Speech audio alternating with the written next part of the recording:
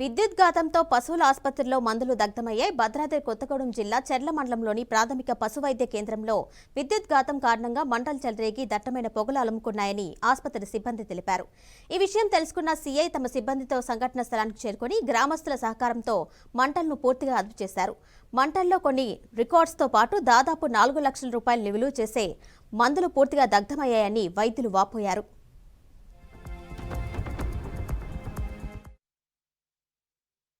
Life style assistant పనిచేస్తాను.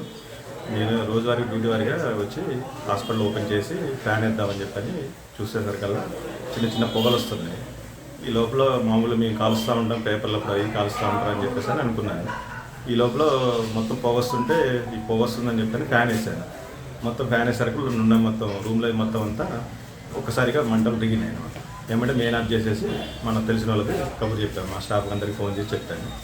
ఈ లోపల మొత్తం దాంట్లో ఉన్న మెడిసిన్స్ కూడా దాదాపు 4 లక్షల దాకా ఉంటుంది. మొత్తం రికార్డ్స్ కూడా ఖాళీ.